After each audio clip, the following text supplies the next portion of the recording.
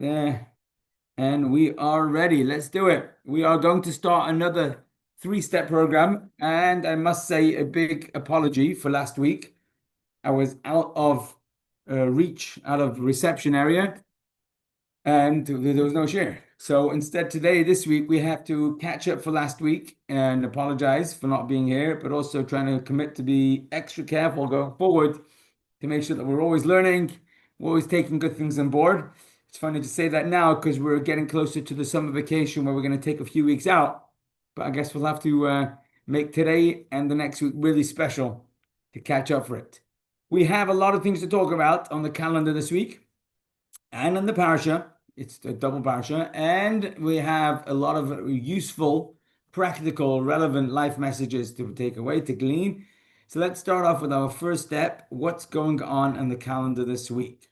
So it is a time of the year where it's halachically, and this is something that we practice till this very day, it is a time of saddest time in the Jewish calendar, the time of mourning. Unlike the time of Yom Kippur, which is the most serious day in the calendar, this stretch, the 3 week period of mourning, is the time where we focus on the sadness and the sad events that took place throughout our Jewish history, starting off not in the smallest with a very large event, which is the destruction of the first and second Beis Hamikdash, which was around this time. But also there were events before that and events after that that we mention and we focus on about the sad things that took place in the calendar. And of course, the reason we look back and remind ourselves of sad times is not in order to get into a sad frame of mind, just that we like to be sad. Of course not. Instead, we remind ourselves the only time we ever look back at history is for inspiration towards the future. So whether it's learning lessons about what not to do, about what yes to do, learning lessons about what causes what, and also very importantly, learning lessons about how relevant our choices are, how much we matter to Hashem. And when we make good choices, it really makes a difference. Equally, if we make not good choices, it really makes a difference too. And that's why it's so important to have this time of the year where we have, starting from this past Thursday, which was the fast day, or the fast of Tammuz, when they breached the walls of Yerushalayim, all the way through to Tisha B'Av, which will be 2 weeks on Thursday. And it's very serious, but also sad times that we remember. And we encourage ourselves to remember that if we get it right, we're going to rebuild the Beis Hamikdash, and these sad times will become the biggest days, the biggest joy. So that's the time of the year that we are in right now. And the Rebbe would often encourage us to remember that although in itself the days are sad days, the halacha tells us what things we can and should do to increase in kosher joy for this time. So although we shouldn't be making weddings at this time, and we shouldn't be going out on holidays for the sake of having a good time, there are other things we can do for having a good time, and that is to enjoy learning inspirational material, learning Hashem's wisdom. And that's what we're doing right now, and that's highly commendable. And even more specifically is learning about the halachas of what it takes to build the house of Hashem, the Beis Hamikdash, which was destroyed during this period, and rebuilding it is a prime focus in the most halachic way.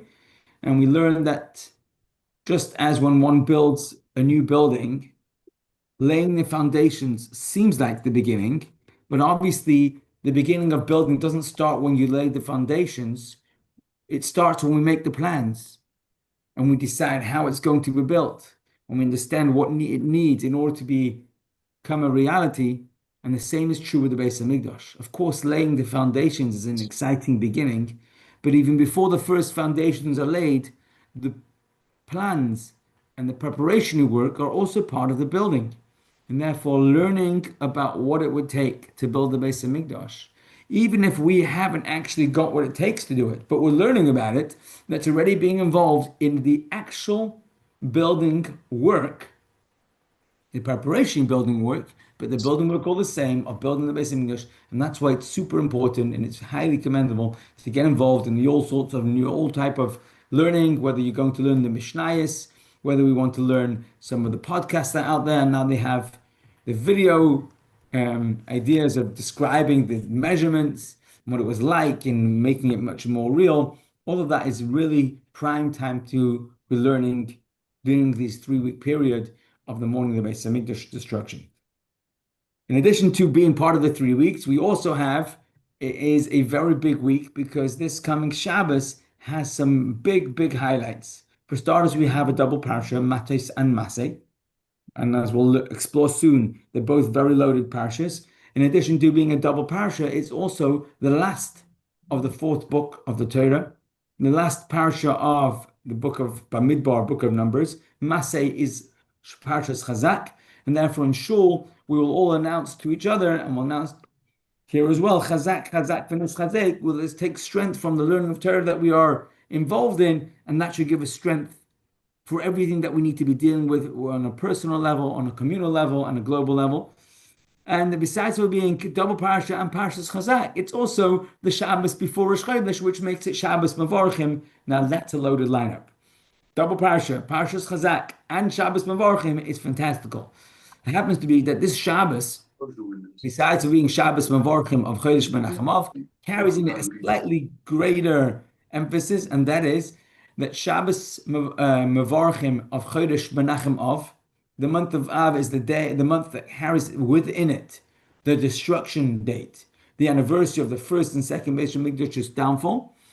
It therefore makes us realize that the Shabbos that blesses that month carries within it the shkech that it would take, the koach that it would take to be able to overcome that setback, which makes us realize that this Shabbos is actually very, very packed with tremendous brachas that empower us to bench a new month, to bless a new upcoming month that will carry us through even this tremendous challenge. So it is a very big day.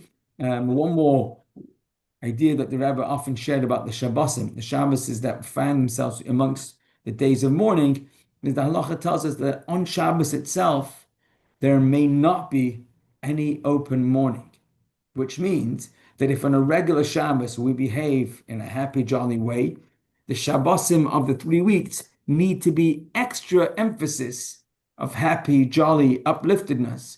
So it shouldn't look like in any shape or form that we might be practicing some form of mourning, which is not allowed on Shabbos. And therefore, it comes to a conclusion that on this Shabbos, we must be extra jolly and extra happy and uplifted so that we emphasize the greatness of Shabbos, especially in a time like this. It's a big week. It's a loaded week, and Hashem should give us the clarity of mind and the kech to be able to tap into all these energetic packs of extra boosters for this time of the year, and we should continue hearing and sharing good news. Let's talk a little bit about what's going on in the parsha, and as I said again, apologies for last week for missing the shir, and hopefully we're going to learn extras good this week. Now that we do have reception and we still are able to learn, we should learn a lot of Torah. I apologize if anyone was on board waiting. So we have here Parshas Matos Maasei, a double parsha with a lot of details. Just to put it into context, last week's parsha, Parshas Pinchas, that we didn't talk about because we weren't on board, it was the story of where Pinchas, the zealot, the person who took the law into his own hand in a very good way. It's a very borderline thing to do.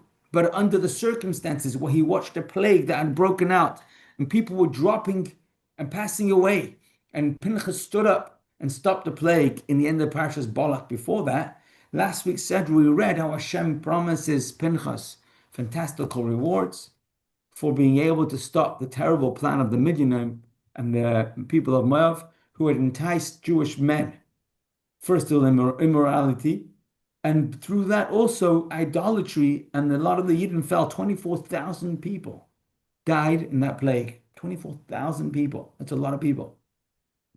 In this week's Sedra, we have the continuation of that story. The continuation of that story we'll talk about in a moment because it's not the first thing in this week's parasha. The first thing in this week's parasha talks about the importance of one keeping one's word.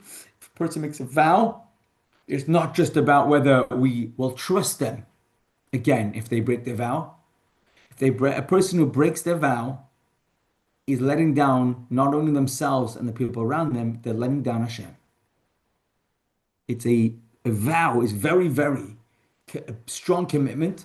It's a commitment that makes regular stuff become asur become halachically forbidden if a person makes a vow not to eat something that would be a between them and Hashem becoming a real avera to break. And equally, if a person commits to doing something with a neder, that will become binding on the highest level. And therefore, if a person makes a vow, there are only very specific ways where a vow can be annulled. And that's why generally the phrase Beli neder, I'm committing to do something without the level, the intensity of a vow, doesn't mean I won't do it. It just means that I'm going to do it to the best of my ability. And if it turns out I can't, I'm not committing to the fullest extent of the law, which would be a very important thing. In this particular Sedra, we read about the vow of a woman who can be annulled by their spouse, by their husband or their father at a younger age. The annulment of the vow is a very important part of the Sedra. And from there, we move straight back into the story of Bilam, the sorcerer, tried to curse the Yidden 2 weeks ago and is unable to, and instead sets up the Yidden for a real trap that unfortunately works. As we said, 24,000 men fell. And last week we read about Pinchas, and this week we read where Hashem says to Moshe Rabbeinu, we must recognize the evil of Midian. Midian had nothing to gain from setting up the Jewish people for such a terrible sin. The only thing they had to gain was pure anti-Semitism. They had found a way to make the Yiddish people misbehave and hurt themselves. And that's what they were out for. To recognize that evil. It wasn't the fear of being conquered, because they were way out of the Jewish people's path. It wasn't the fear of a power struggle. It was just pure evil. And therefore Hashem says, you must wage war against the Midyanim. And the Torah describes how Moshe Rabbeinu puts together an army and they go to fight this war. It happens to be that also this war would be Moshe Rabbeinu's last instruction, and Hashem told him that this would be his last battle, and after this battle he would pass away. And when the Jewish soldiers found out that the winning of this war would be the end of Moshe Rabbeinu's life, they were very hesitant. And Moshe Rabbeinu had to tell them, this is the instruction of Hashem, and we don't mess with Hashem. Even though you'd like me to be around for longer, if Hashem says go to war now, that's what we do now. Even if Moshe Rabbeinu knows, and the people know, that this would mean that Moshe Rabbeinu's life would be shortened, it would only last until then, this is exactly what they did. So they go out to war, and after they come back from war in a tremendous victory against Midian, including taking out the kings of Midian, the father of Cosbi Bastsor, the woman who had created such havoc with Zimri, the Jewish leader, and including also Bilam himself, the sorcerer, who was also caught, and he happened to be a Midian at the time, although he himself wasn't a Midianite, was caught in this war. And all of them, the Jewish people, put an end to their terrible terror and were able to avenge the terrible plan the Midianim had brought upon the Yidden. But they come back with spoils of war. And this becomes two things. Number one is, amongst the spoils of the war are also these women who were taken captive, and Moshe Rabbeinu was very upset about the fact that these women have been brought back to the camp after the havoc they'd been created. And also we learn about how the spoils of war were divided amongst the gold, the silver, the cattle. All of that was divided amongst the soldiers who had gone out to battle, but equally the home front that had taken part in protecting the camp as the soldiers went out to battle, were taken out, and the Kohanim and the Levim also got their tithes or their donations from amongst all the spoils. Towards the end of Parshas Matos, we read about the fact that the tribe of Gad, together with Reuven, two of the tribes who had a very lot of livestock, and there they were on the east bank of the Jordan River, which today would be Jordan area. And there they already had conquered all of Klal Yisrael, the land of Sichon and land of Og were already in the possession of the Jewish people. And they turn around to Moshe and they say, Moshe, look at this. This is fantastic. Pasture land. This is great for our livestock.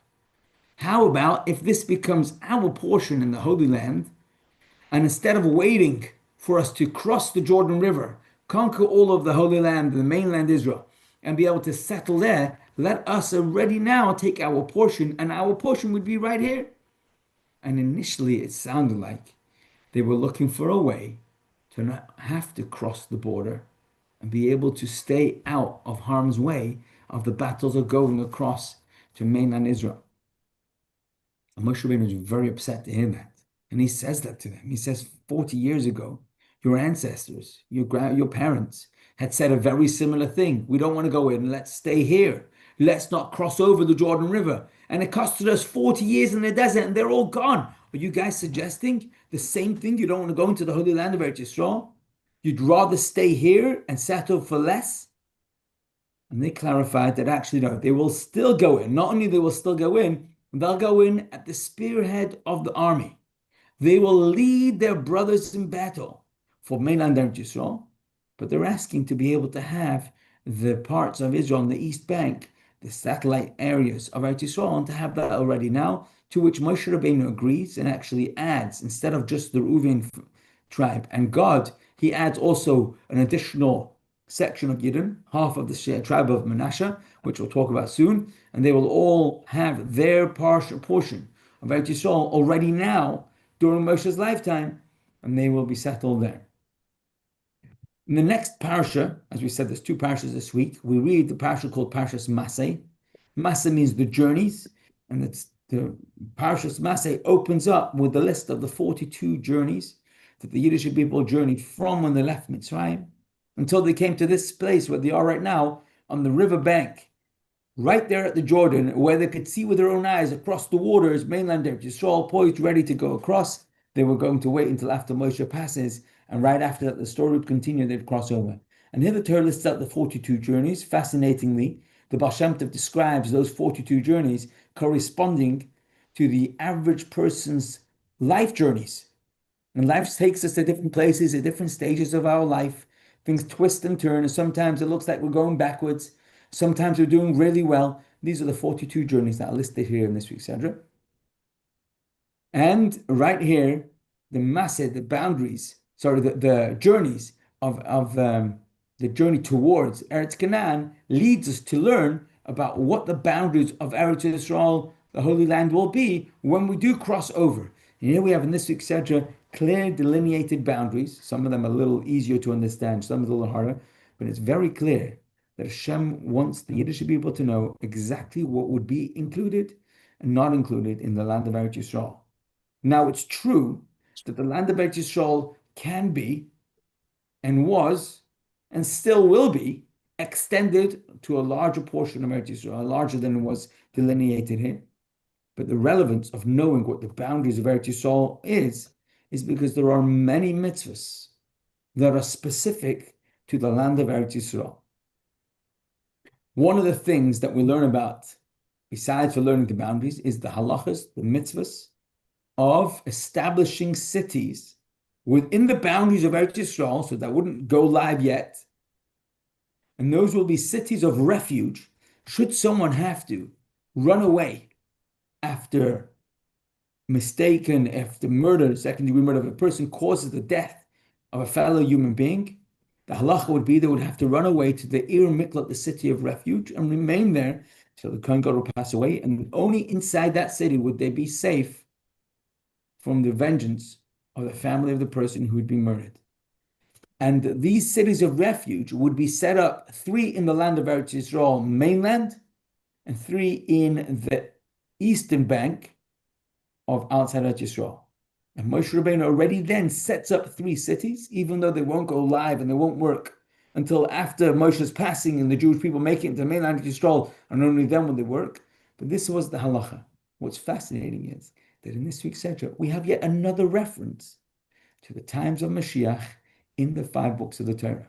Just to put that into perspective, the Yiddish people have not yet made it into the Holy Land of Yisrael, and they will yet be thrown out of Yisrael a first time and a second time, but already here, already now, we have a remes, an allusion towards the times of Mashiach's coming, and the Rambam considers this one of the most compelling proofs that Mashiach is yet to come, because there's a mitzvah waiting to be fulfilled and will not yet be fulfilled until Mashiach comes, and that is the 3rd set of Ir Miklat, cities of refuge, that will be placed in the yet to come extension of Eretz Yisrael, Keni, Knizi, and Kadmoni.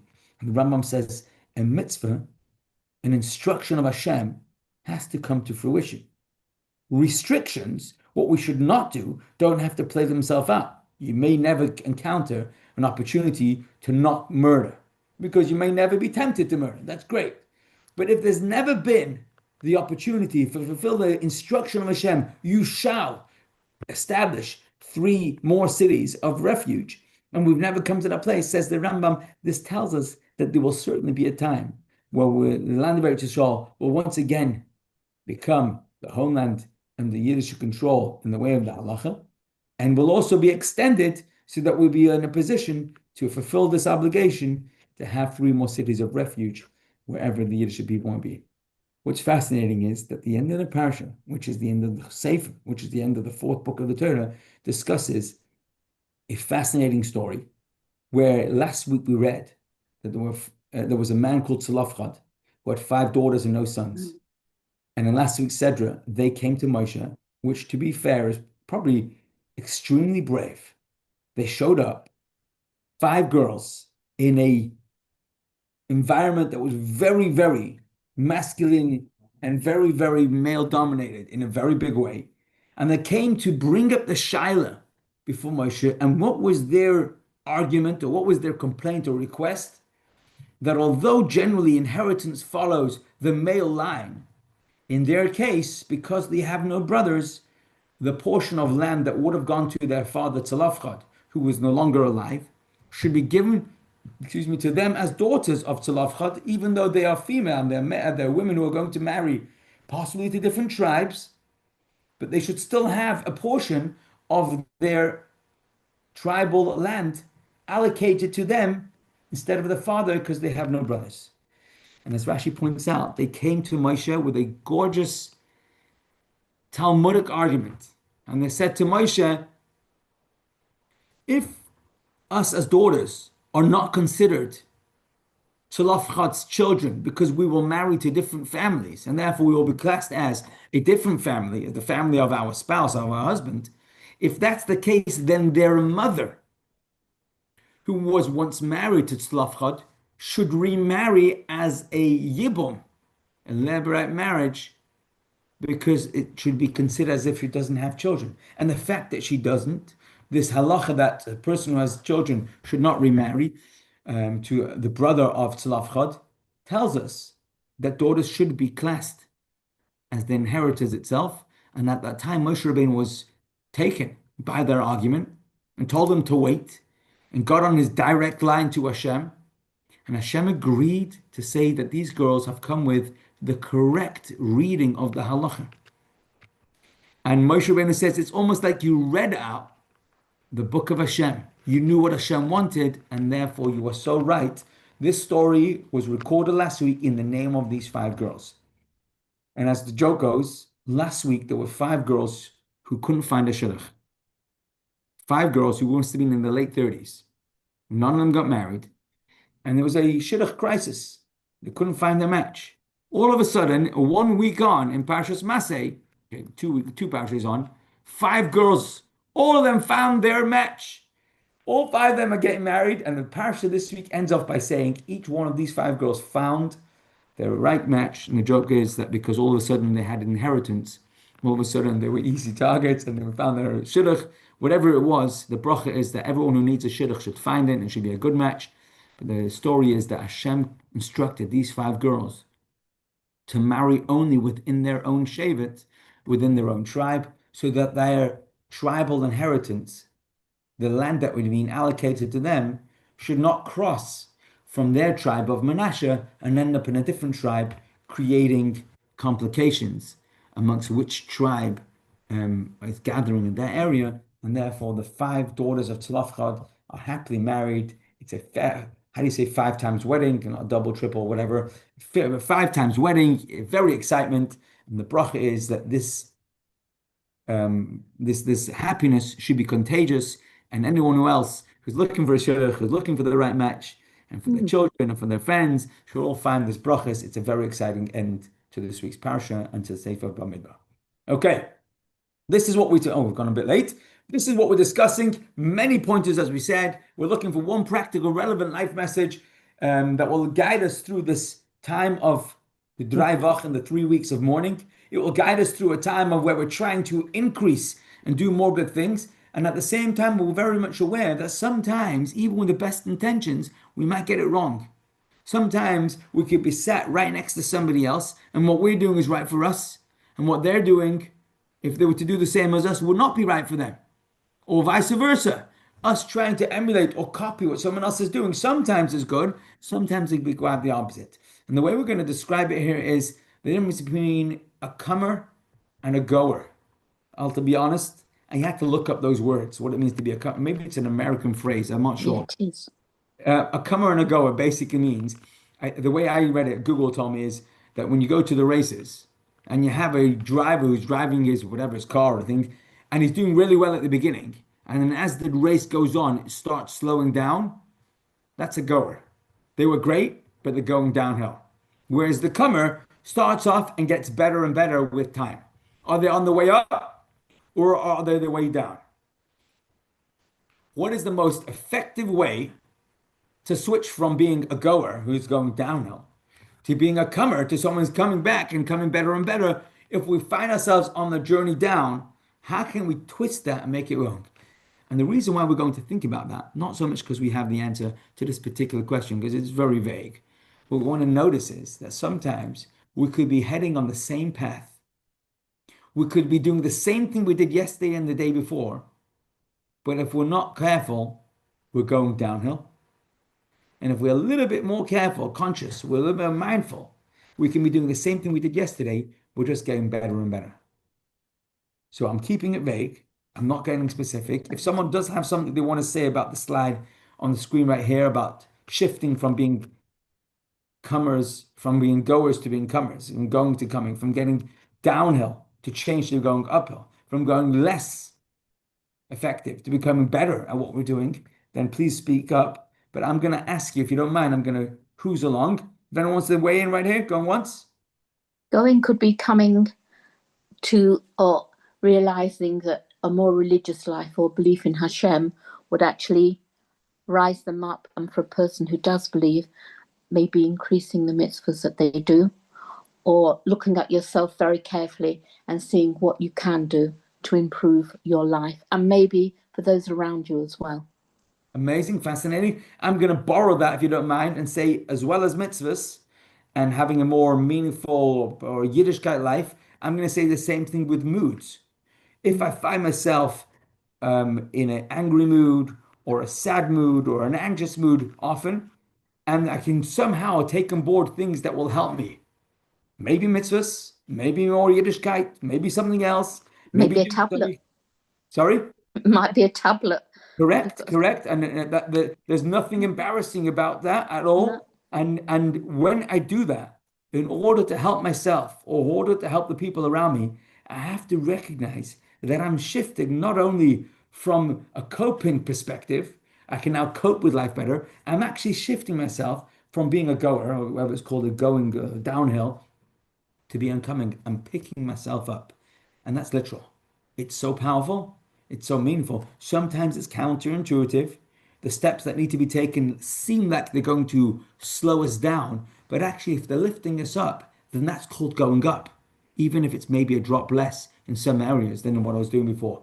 So we have to be aware that picking ourselves up and going uphill is a worthy exercise. And even if it looks like so similar to what we were doing before, but if it's going uphill, it is really noteworthy. And Yiddishkeit makes a big deal of it. And we're going to learn that actually in this week's Parshah, Moshe Rabbeinu, in one of his final decisions and actions, instructions that he gives us as Klal Yisrael, points out this and highlights it to us. Of course, it takes the psukim to say it and the Rebbe Sikha to make us notice it, but this is exactly what we're learning here in this week's Parshah, Parshas Matos Maasei. I just want to, I forgot to say this, but Parshas Maasei, in a way, is the end of the 40-year journey, or the end really of the 2,500-year journey from creation until we're about to go into Eretz Yisrael. Because the whole next week's Parsha and all the Parshas that follow, Sefer Devarim, are more or less Moshe Rabbeinu's final words at the end of his days. Oh, So we really are, in one way, at the end of the story of the five books of the Torah. At least the four books of the Torah literally are. But the fifth book isn't the continuation. It's more or less Moshe Rabbeinu's repeat. And that's why it's called Mishnah Torah, the repetition of the Torah, where Moshe Rabbeinu revises and reminds us what had taken place. And this is one of the final messages that Moshe Rabbeinu tells us.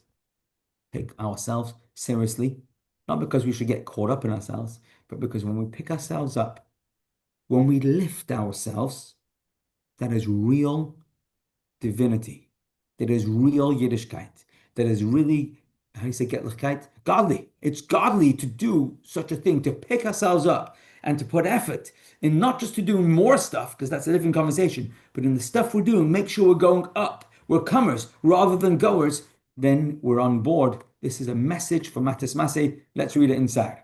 Background of the story is the story of Gad and Reuven. Bnei Gad and Reuven come and ask Moshe Rabbeinu if they can settle in the fertile lands outside of mainland Israel. Outside of mainland Israel is already the Holy Land, but it's not as holy. It never will be as holy as mainland Israel. It was the annex. It was the extension that came before the main building. Okay, let's read the psukim inside and how that played itself out.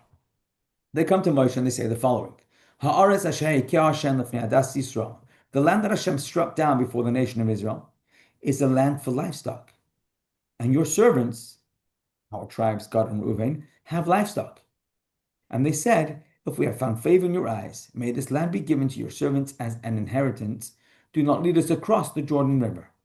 Al tavireinu es hayarden, do not make us cross the Jordan River. Those last four words, they said it. They later clarified what they meant, but those words are explosive words. Do not lead us across the Jordan River is exactly where Moshe Rabbeinu books them. And he says, hold on 1 second. How can you speak like that? This was exactly the sin of our forefathers. But let's put that to one side, because we understand why Moshe Rabbeinu picks up on that and why he reacts that way and how they clarified that actually they will go over. They don't mean that they're not going to go fight. Before we get carried away, let's first talk about what was their request. Their request is that they have livestock and the land here is good for the animals that they own. If we have found favor in Moshe Rabbeinu's eyes and Hashem's eyes, let this portion be our inheritance because it works for us. It's right here, it's right now, and it works for what we need. It's plenty of agriculture and there's plenty of grass, plenty of green. Moshe Rabbeinu's response is, they must help conquer the land first, and only afterwards could they settle there. They accept it, and they accept it on every level, and as history is going to play itself out, they lived up to that promise. They literally went into Eretz Yisrael with all their brothers and were at the spearhead of the wars, of the battles, and were very, very influential in making sure that all of the mainland Yisrael became Jewish. The question we're asking here, these two tribes, Bnei Gad and Reuven, who are asking for the land in the east bank of the Jordan, are they selling themselves higher or lower? Are they comers? Are they getting better? Are they asking for a more ideal deal? Or are they selling themselves short, dropping what would have been theirs for less than mainland Eretz Yisrael? Were they headed towards life's greatest ideal? Or leaving, fleeing, going away from the greatest ideal? What do you think? how can they be fleeing? Because they didn't want to go with Moshe Rabbeinu and everybody else, but they'd found this very fertile land and everything was they were doing very well, and they hadn't in any way gone opposed Moshe Rabbeinu. They did go to the land of Israel, then they came back to where they wanted to actually settle. So it's not comers or goers. Isn't that doing maybe what Hashem had already said? If they want to settle there, he didn't say you can't. Great angle. Not only that, they're going to be settled in Eretz Yisrael sooner. They're demonstrating a greater connection that already now they're going to have a portion of land Eretz Yisrael instead of waiting another 15 years, 14 years. So it would seem like they're doing better. They're going towards the greatest ideal of settling the land of Eretz Yisrael. One angle.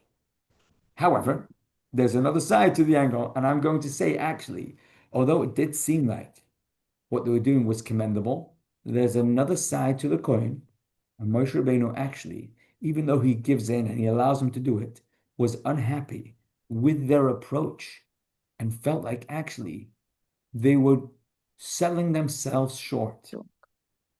They had misunderstood what was really important in life, and they were missing out on life's greatest ideal. And we're going to notice that actually this is more from the Medrash, so it's not so clear in the Psukim, but the Medrash says the following. You find that the descendants of Gad and Reuven were wealthy and had abundant livestock. They loved their affluence and settled outside of the land of Israel proper for the sake of their affluence. This is why they were exiled before the other tribes. You've heard of the 10 lost tribes? The first tribes to be exiled were Gad and Reuven. I mean, from a security point of view, practically, it makes more sense because they were on the other side of the Jordan and therefore would have been less secure. But all of the 10 tribes of Matos Yisrael were eventually exiled by King of Ashur. The first ones to go down were Gad and Reuven, as it is written, and he, the king of Assyria, exiled the tribes of Reuven and Gad and half of Manasseh already in the beginning of Malachim. Sorry. What provoked their early exile? Separating from the brothers over their possessions. The reason why they wanted to live outside of mainland Israel is because it would be better for them financially. How do we know this? For the Torah states, and the descendants of Reuven God had abundant livestock. Why does the Torah mention their abundant livestock? Because this became the driving factor of why they asked to live there. They gave up living in the holiest place in the world for almost holiest. Why did they give that up? Or their materialistic desires in order to look after their wealth. So it's not a bad thing that they were looking after their wealth, but they were selling themselves short in the sense where instead of being focused on the most important goal, the most ideal lifestyle, which would have been in the holiest land, which is what all the Jewish people were building up towards from the moment we left Egypt. Since, with a little setback of the spies, but since then, building up a momentum of going into the holiest place in the world, they settled for almost there, just outside. And what was the driving motive? They were caught up in looking after their affluence and their materialistic needs. It's not a bad thing in itself, but if you're talking about whether they're going up or they're going down, that was a turn towards the wrong direction. And the Medrash wants us to realize that eventually that made them separate from their brothers who lived on the other side of the Jordan. And that was cause of the downfall, where they were worthy or unworthy for the protection of Hashem to let go, so that they were the first ones who were sent off into exile, the first of the 10 lost tribes. The So if way you that, take that, oh, sorry? I was going to say, if you take that to its nth degree, Uh-huh. would you then say that if all the Jewish people now lived in Israel, it would be much better, but they wouldn't live such materialistic lives because it would be much harder to live there? So would you say Israel would be much stronger if lots of Yidden went to live there? I mean, it does take that to its Yeah, yeah, yeah. to a peculiar stage, I know, but There is a mitzvah to live in Eretz Yisrael, and it's definitely the hope of every single Jewish person. Someone was just telling me that his non-Jewish friend just started realizing that even the Notori character are Zionists because they also pray facing the war in Israel. And they also ask to be brought back to Israel in the Amida 3 times a day. And they also hope to come to live in Israel sooner rather than later. And the right. sooner the better. Yes, but I think one of the things to remember is there in Yiddishkeit, there's nothing automatic. If we put ourselves into a certain place, it could be conducive towards staying focused. But at the end of the day, it's a challenge.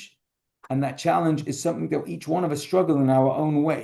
So maybe it would be easier for us to be less materialistic and to be more focused on what's right. But I think it's fair to say that wherever we are, we all have our journey to take, and we certainly don't judge anyone else, but we also recognize that we're not immune to that challenge. No, I was just putting the question Yes, well said. I like the thing. question. Thank Oh, you. Thank you. okay then. But here's the quote already from Gehelis. Nachlam of Gehelis Barushayna v'achritz. An inheritance acquired hastily in the beginning will not have blessing in the end. There's a phrase in English, I think easy come, easy go, something like that. They put their material needs ahead of the Holy Land and actually even ahead of their own children. They talked about building barns and places for their livestock before they spoke about building homes for their own families. This was really getting to them, this idea of making sure to protect their wealth. Here's how Rashi translates that pasuk: Nachlam elz b'rishona, an inheritance acquired hastily in the beginning because one hastens to take it first. The descendants of Gad Reuben are a good example. They hastened to take their share on the far bank of the Jordan River, and they spoke hastily. It's indicated in the following fact: you want to build sheepfolds for our cattle here, and only afterwards cities for our children. By providing for the livestock before the children, they prioritized what should have been secondary, and that comes back to lessen the brachas, doesn't it?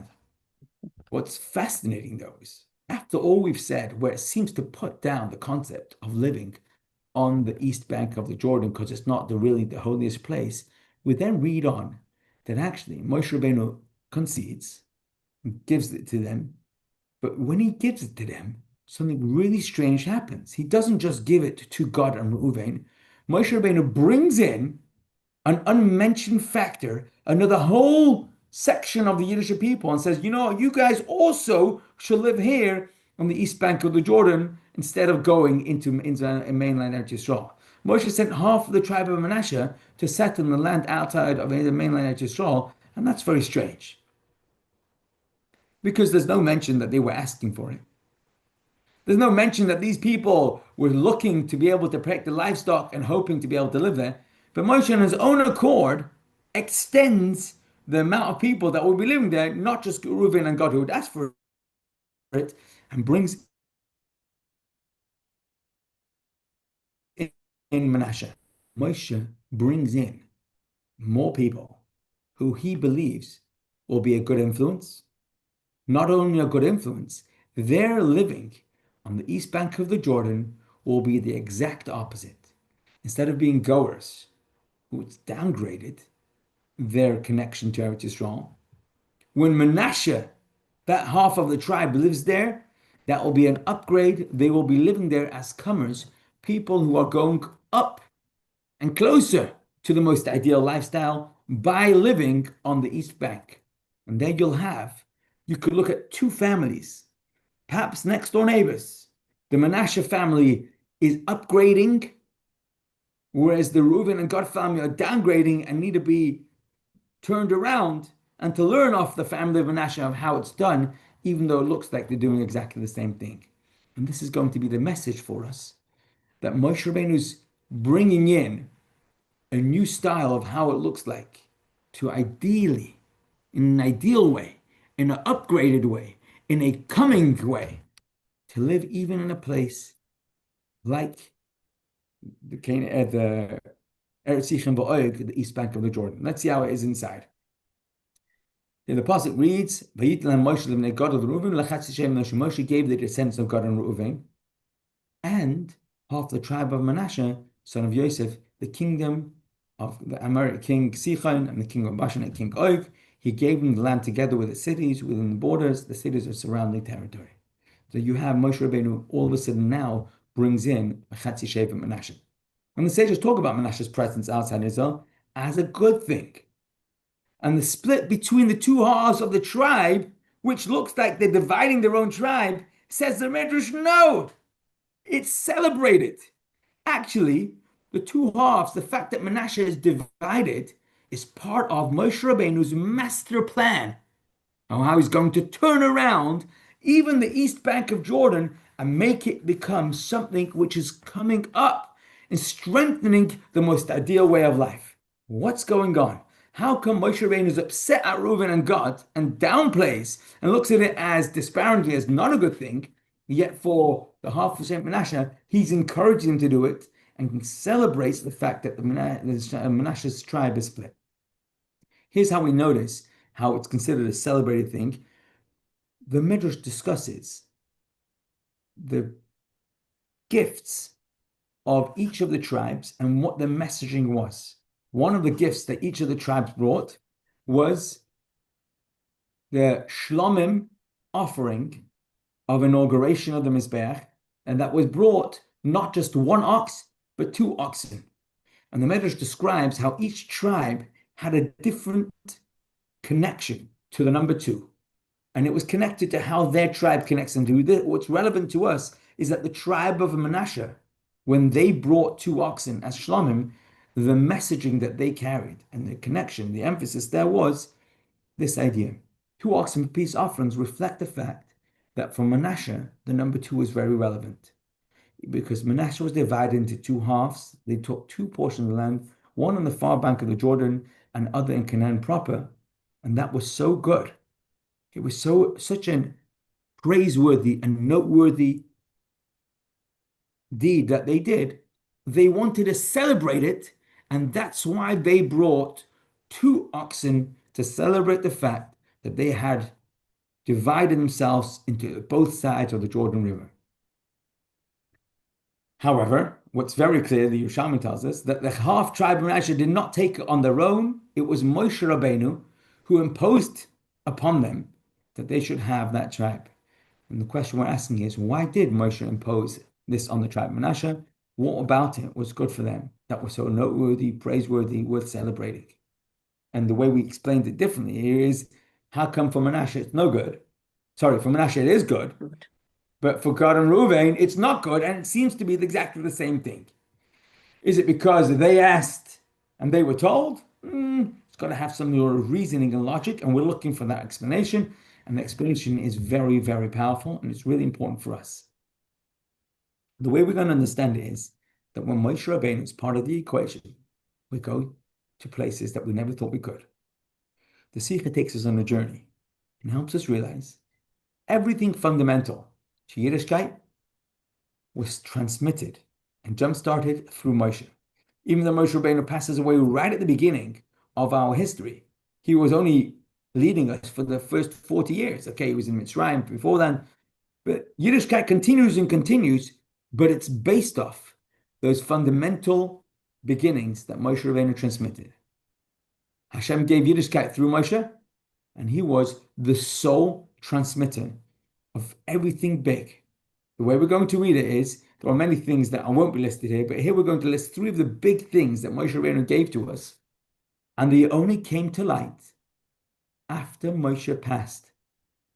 And yet still, they were begin and transmitted to us through Moshe, because everything about Yiddishkeit was given to us through Moshe, our original prophet.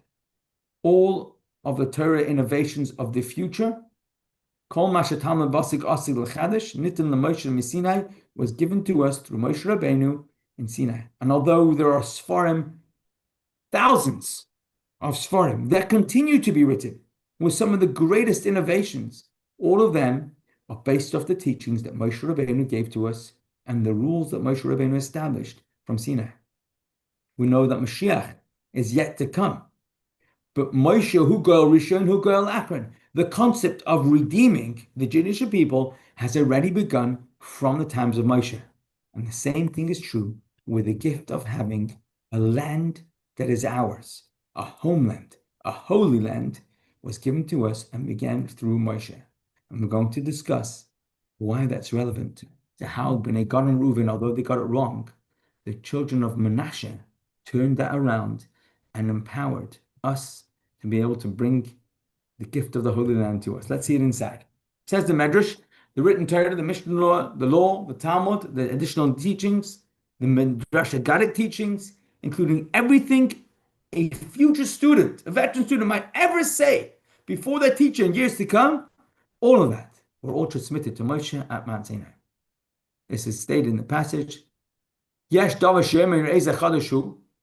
King Solomon, Shlomo Melech says, there are things about what one might say. See, this is new. Says Shlomo, no. Yet once killings were applied or already existed, everything was already given to us. When? Through Moshe Rabbeinu. Hashem taught Moshe all of the Torah. Sinai, some understood, some hidden, and until today, any Torah innovation stems from what was transmitted through Moshe, because Moshe is the foundational and sole transmitter of everything foundational for Yiddishkeit. And the same is true of redemption.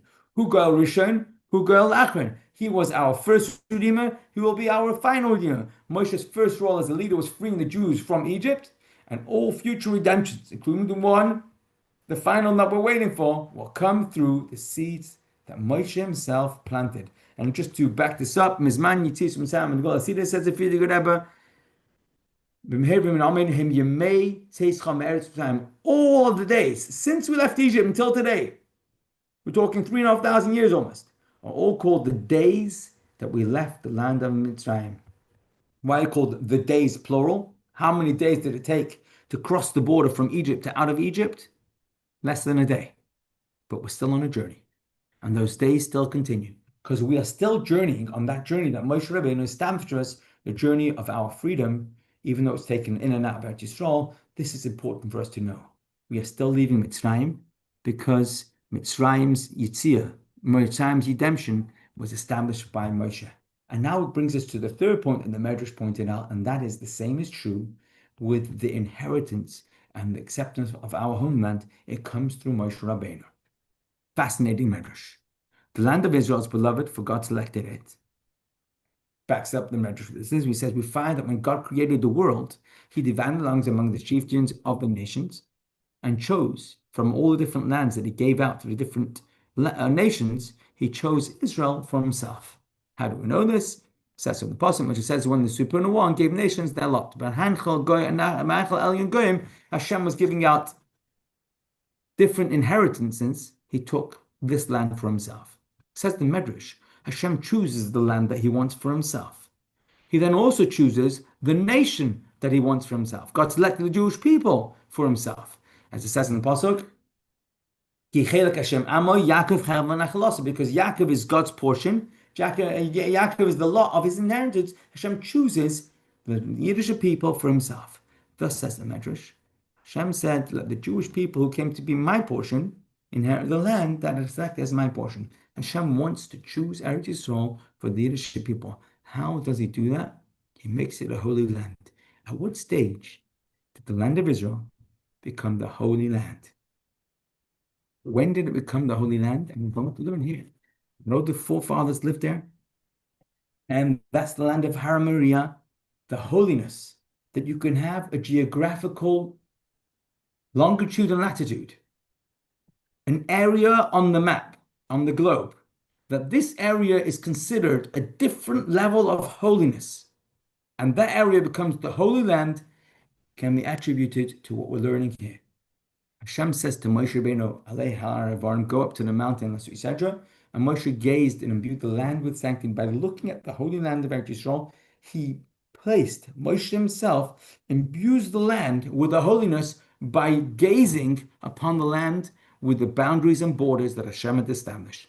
The Gemara in Sotah says that our enemies never destroyed what Moshe and King David created. Thus, the sanctity of the Holy Land is eternal. What do we understand from this Gemara?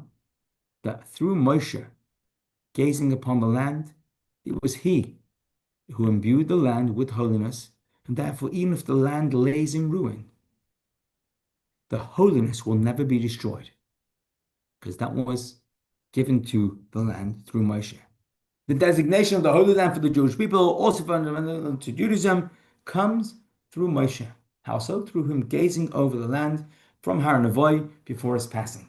So we now understand that Moshe Rabbeinu is gifting the holiness of the land of Israel to the people. And that's why when Moshe designates the tribe of Manasseh to not only live in mainland Eretz Yisrael, but to also live on this side, on the eastern side of the Jordan, what he's doing is he's establishing the seeds to be able to make the east side, outside of mainland Yerushalayim, an extension to the Holy Land to also become holy. How? Because Moshe Rabbeinu is sending them on a mission. And when they get there, on behalf of Moshe, not on behalf of their affluence, on behalf of their self-interest, on behalf of their personal gain. But when they come there and their focus is, we are here in order to serve, not what we can take out of it, but because we are here on behalf of Hashem, on behalf of His holiness, and that's what we're here for. It may look like they're doing exactly the same thing as the next door neighbor, but their motive is exactly the opposite. And therefore, instead of going downhill, they're rising, they're growing, they're uplifting, and the extension of Eretz Yisrael now becomes a stronghold, a greatness of Kedusha on behalf of Moshe. Moshe gave the land to Manasseh to plant the seed for Israel's future expansion and extend to its holiness. And the rest of the Sikha tells us, notice who Moshe chooses to be the one who's going to live in what seems to be outside of the safe zone of the holiness, and they will be ambassadors who will be comers, uplifters. Who is he going to choose? The people who have demonstrated a love for Eretz Yisrael. Because a love for Eretz Yisrael could sound like it's much more comfortable there. It's nicer for us there. And Moshe Rabbeinu chooses people who are in love not with the land that's real estate and power and feels good and comfort. He's looking for people who have demonstrated a love for the land because it's godly. And when they're in love with the land because it's godly, those are the people who can now take that godliness and greatness of the land and extend it further outwards.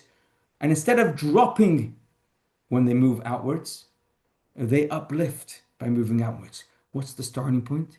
The starting point is to remind ourselves that the good things that we have are ours for our mission. When Hashem gifts us with whatever we have, by recognizing that those gifts are gifts to us, but to us for the sake of Hashem, now we're positioned to be able to extend that further and uplift it. Compare that to Gad and Reuven, who saw a gift of land as a gift to us, for us. And then it's a slippery slope. It's easily distracted. And this is what we learn. The Rebbe points out it's actually a lesson that we learned from the 5 daughters of Tzlafchad, who were from the tribe of Manasseh, who showed their love for the land and therefore became the perfect choice tribe, Manasseh, to be able to extend on behalf of Moshe, not on behalf of their affluence, on behalf of Moshe. Let's make the beginning of transformation of the entire universe, of extending Eretz Yisrael's holiness outwards. Who's going to be those messengers? Manasseh. Because they will bring rather than replace the holiness to a bigger and a wider audience. And Moshe's a comer, obviously not a goer, is instructing. And on his behalf, Manasseh also will take that outwards. I just want to end off by saying that the split between Manasseh and Ephraim could easily look like a divide and a machloikus, a faribble between one tribe. Yet, Moshe Rabbeinu specifically chooses the tribe of Manasseh, who had demonstrated such strong foundations, a foundation of being able to see, even in their own affluence, their own real estate, their own gain, their own gifts, to see that as a tool to be able to further Hashem's plan. Says Moshe Rabbeinu, number one, we have found the people who can bring the holiness outwards. And number two, we have found people who, when they are divided in 2 venues, will feed off each other and continue to draw the holiness that their brethren have in the Holy Land and bring that further, rather than make it look like a faribble. And the distance in place won't split them or break them, will allow them to become a bridge to be able to bring more good things together. What's the starting point?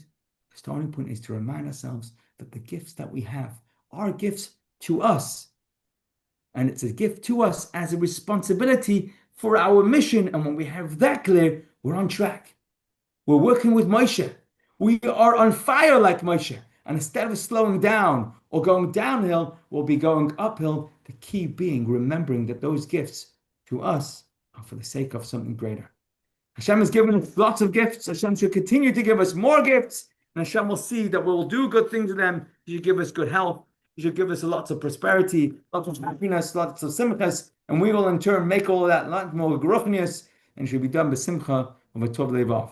Thank you very much for joining. Be'ez Hashem, next week we will learn again. It might be our last week till after the summer break, but we'll look forward to seeing everybody and wishing everyone all the good brachas, by simcha of a tov levav.